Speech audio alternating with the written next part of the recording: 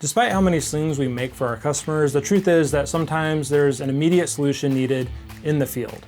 And that's where wire rope clips, AKA cable clamps, really shine. And yes, we're gonna use the word cable interchangeably with wire rope, but I think everybody knows what we're talking about.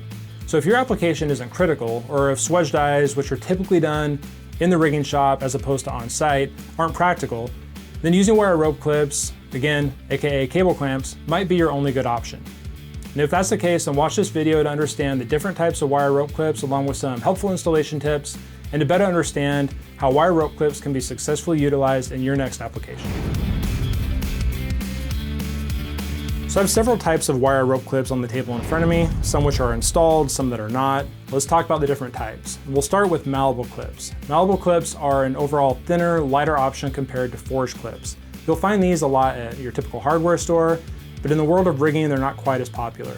So this clip on the end, which is a malleable clip, one difference you might notice when you compare it to some of these other clips on the table is that the saddle, which is this portion, is much thinner and just smaller in overall profile compared to this forged clip. The U-bolt is also going to be a little bit smaller, as well as the nuts that retain the U-bolt to the saddle. So a malleable clip like this is appropriate for a light duty application. Think a clothesline, a dog run, maybe in your garden, etc. If it's a non-critical application, then malleable clips are just fine. But forged clips, which are thicker and much beefier, are appropriate for heavy duty applications. So where would you use a forged clip? Think of a heavy duty or critical application like a tensioning or bracing cable, cargo restraint, safety cables in automotive applications. There's a lot of different uses for forged clips. And when it comes to forged versus malleable, ask yourself these types of questions. If my setup fails, what happens? How critical is the failure? And will something be broken, or will somebody get hurt or injured, etc.? Those are the types of questions that can kind of guide you on the right path to choosing malleable versus forged. Now, a different type of clip is a fist grip clip, which is this one in the middle and installed on this cable here. So a fist grip clip is a little different compared to a traditional U-bolt and saddle clip. So for Crosby, these are the G450s, again, a traditional wire rope clip, forged. These are fist grip clips, a G429, also a forged product. But what's the difference? Well, these install a little bit differently. So on the table in front of me, I have a fist grip clip right here, separated out, and then I've got the G450 clip over here. So you can see that a fist grip clip is really just two sides that are mirrored that slide together. And then you simply install the nuts on each side and torque them to spec. So let's talk a little bit about installation. And again, this is a reference video and it's not a substitute for professional training. So many of you have probably heard the expression that you never saddle a dead horse. Let's talk about what that means by looking at the anatomy of a traditional wire rope clip. So on this Crosby G450, we have three components, and they're really the same with the Chicago malleable clip that we have over here. You have the U-bolt, you have the base or saddle, and the retaining nuts. So when they're installed properly, this U-bolt is gonna sit on the dead part of the line, in this case, the top. The saddle is sitting beneath on the live part of the line. Now, what some people think is I can split the difference. I can have one installed this way and I can flip the other one upside down.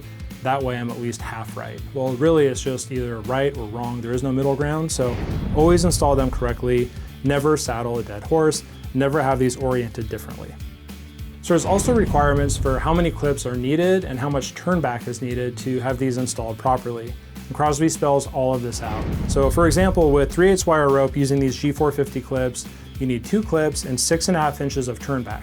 So the turnback is measured below the thimble, and again, the thimble is this steel liner inside the eye, below the thimble to the dead end.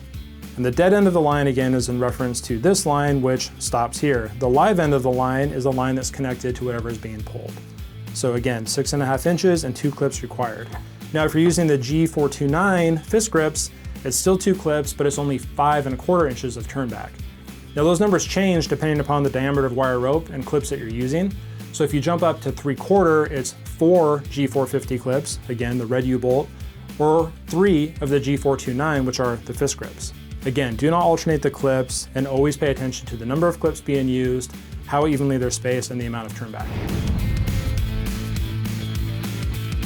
Now you might be wondering how wire rope clips compare to a swedge die in terms of strength.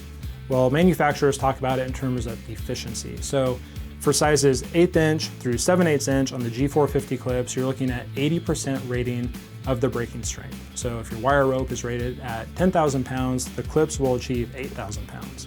Now on sizes 1 inch through 3.5 inch, it actually goes up to 90%. Compare that with the G429 fist grips, the numbers are mostly the same. Again, 1/8 inch through 7/8 is 80%, and then up to 1.5 inch is 90%. So in this video, we've talked a lot about Crosby, and they really are the industry leader with wire rope fittings and rigging hardware.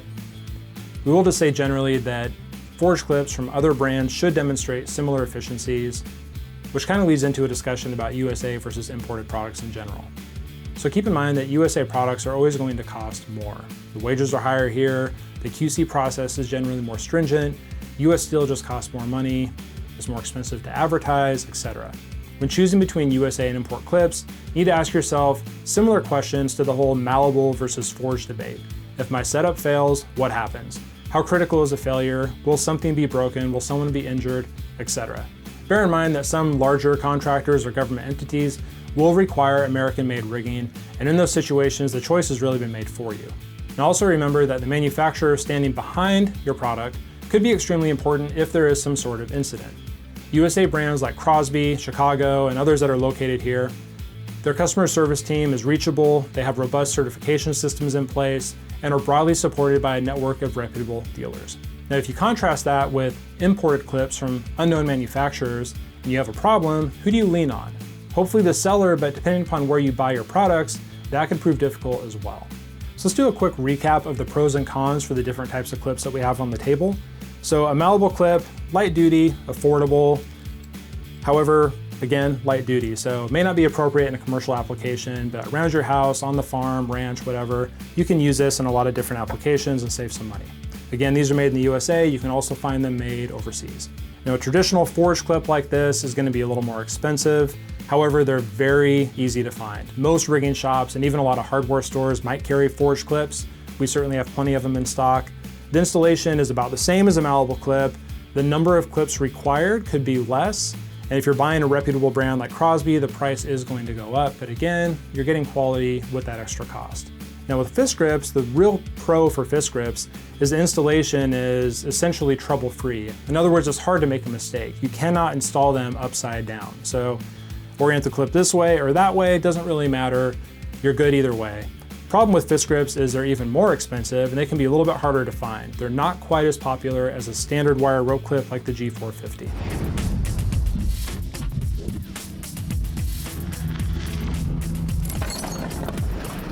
So hopefully this makes wire rope clips a little bit easier to understand, especially if you're deciding between malleable versus forged or USA versus import or even fist grips if they're right for your application. We realize too, this video probably didn't answer all of your questions, so please reach out to us if we can help further. You can reach us on our website using live chat at lifting.com. You can also visit the Contact Us page and fill out the form, or you can even just locate a branch nearest you. So we thank you for watching. Please remember to like this video, leave a comment, share the video, help us grow the channel so we can keep putting out informative content just like this, and we'll see you on the next one.